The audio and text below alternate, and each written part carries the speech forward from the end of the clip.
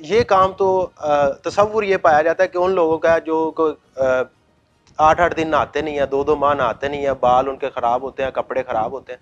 تو آپ ایک صاف طبیعت کے، آپ نے بڑے اچھے کپڑے بھی زیب تن کیے ہوئے ہیں اور بڑے خوبصورت لگ رہے ہیں، پھر اس سائڈ پر آنا کیسے ہوا اور کیوں ہوا؟ اللہ اکبر. میں آپ کو بتا رہا ہوں کہ ہم نے دینی علم حاصل کیا ہے، ہم قرآن و سنت کو سمجھتے ہیں، ہم نے پڑھا بھی ہے اور عمل کرنے کی بھی کوشش کرتے ہیں جی. اور تبلیغ بھی کرتے ہیں. اس طرف جو لوگ ہیں نا عملیات کی طرف، وہ اسی طرح ہی ہیں جیسے آپ بتا رہے ہیں.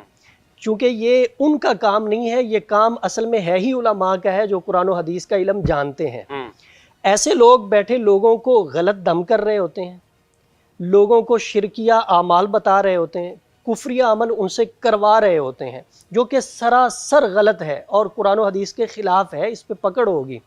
جادوگری بتا رہے ہوتے ہیں، سکھا رہے ہوتے ہیں، اور اگر کوئی کتابوں سے پڑھ کے اس طرف آ جائے تو وہ قرآنی آیات کو غلط پڑھ رہا ہوتا ہے چونکہ اس کے پاس علم نہیں ہوتا. تو ہم نے یہ ضرورت محسوس کی کہ اس طرف آنا لازمی ہے تاکہ ہم لوگوں کو بتائیں، آپ کو اگر ضرورت ہے تو آپ اس طرح اس عمل کو کریں اور اس سے فائدہ اٹھائیں. الحمدللہ ہم قرآن و حدیث کی روشنی میں بتا بھی رہے ہیں اور کر بھی رہے ہیں، اور جو لوگ غلط اعمال و وظائف بتا رہے ہیں ہم ان کی نشاندہی بھی کر رہے ہیں اور لوگوں کو آگاہ بھی کر رہے ہیں کہ یہ عملیات کے نام پہ جادوگری کر رہا ہے، آپ اس سے بچیں. اچھا، واپس اب اسی جو ہے موضوع پر آتے ہیں. مجھے بتائیے گا کہ جادو جو آپ نے کہا کہ کپڑے کے ذریعے چیک کیا جا سکتا ہے، کیسے چیک کیا جا سکتا ہے؟ اس کا طریقہ بتا دیں. اس کا طریقہ یہ ہے کہ مریض کی آپ قمیض لیں جو اس نے پہنی ہوئی ہو، 1 دن پہنی ہو، 2 دن پہنی ہو، اس قمیض کو لیں، آپ اس کو سب سے پہلے ماپیں کہ وہ کتنی ہے. میں لوگوں سے یہ کہتا ہوں کہ بالشت کے ذریعے نہیں ماپنا، کیونکہ اس میں نا تھوڑا سا ہو جاتا ہے خود سے ہی. آپ انچی ٹیپ کے ذریعے اس کو ماپیں، یا آپ کسی ٹیبل وغیرہ کے ساتھ دیوار کے ساتھ اس کو ماپیں. ہاں، ایسے کر لیں. کسی بھی چیز کے ساتھ آپ اس کی پیمائش کریں. پیمائش کرنے کے بعد پھر آپ اس کے اوپر پڑھائی کریں.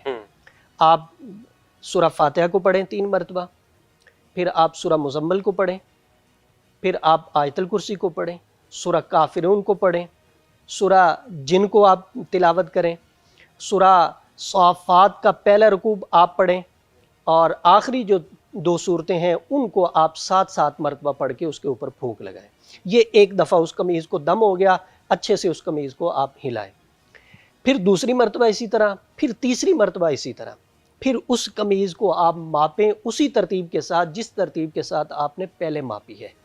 قمیض اگر ماپ کے کیا نشان لگا لینے ہیں؟ ہاں، نشان لگا لینے ترتیب کے ساتھ. اگر پین سے نشان لگا لیں یا کسی میں بتاتا ہوں، اگر تو آپ انچی ٹیپ کے ذریعے اس کو ماپتے ہیں نا تو آپ کو پتہ چل جائے گا کہ یہ کتنے انچ ہے، یہ نشانی رہے گی، آپ لکھ لیں کہ اتنے انچ تھی. اچھا. اگر آپ کسی پیمانے کے ساتھ اس کو ماپتے ہیں تو آپ پھر بھی آپ کو پتہ ہونا چاہیے کہ یہ اتنے تھے، وہ بھی آپ لکھ لیں.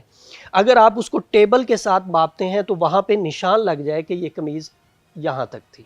دیوار کے ساتھ ماپتے ہیں تو نشان لگ جائے، پھر انہی نشانوں پہ دوبارہ آپ اس کی پیمائش کریں. قمیض کا کوئی بھی حصہ پکڑ کے آپ ماپ سکتے ہیں یا صرف یہ گھیرا ماپنا ہے یا اوپر والا حصہ ماپنا ہے؟ بہتر یہ ہے کہ یہاں سے لے کے یہاں تک آپ پوری قمیض کو ماپیں، لمبائی کو. ہاں، لمبائی کو آپ ماپیں تاکہ آپ کو پتہ چلے.